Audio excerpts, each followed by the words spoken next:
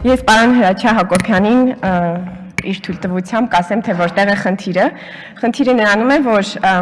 Տիկին Զոհրաբյանը հրաշալի օրինակ է ցույց տալիս, թե ինչպես պայքարել ատելության խոսքի դեմ եւ միաժամանակ լսարանի մեջ ներարկել ատելություն,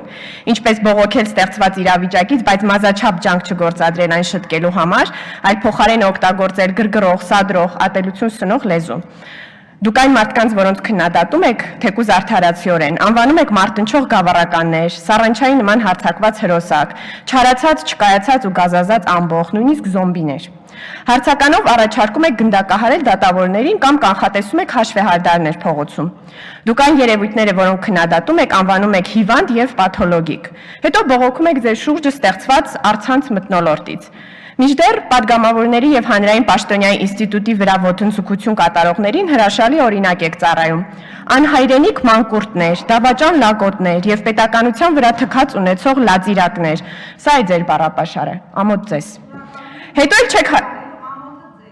Հետո էլ չեք հասկանում քաղաքացիների զայրույթը։ Գիտեք ինչու, դուք չեք հասկանում այդ զայրույթը, որովհետև դուք չեք տեսնում հեղափոխությունից առաջ կուտակված զայրույթը եւս եւ առհասարակ հեղափոխության անհրաժեշտությունը, որովհետև ձեր ձգտումն է, որ ոչինչ չփոխվի, որ ձեր քաղաքական խոսքը նույնպես փոխվելու անհրաժեշտություն չունենա, որովհետև գուցե փոխվելու կարողություն չունի։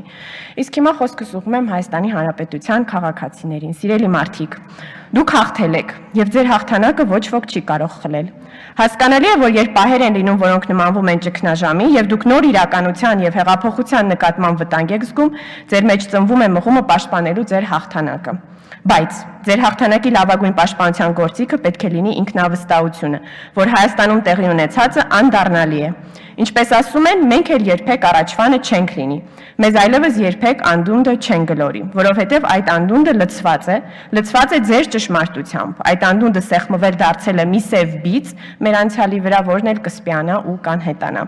Իսկ ինչ անել ճգնաժամի նմանվող այդ պահերին։ Համախմբվել, բայց չբարկանալ, ձայն բարձրացնել, բայց չգոռալ, պարզապես վերահաստատել ձեր համերաշխությունը միմյանց նկատմամբ, լցնել իրական եւ վիրտուալ տարածքը սիրով, չլինել որոշ падգամավորների նման։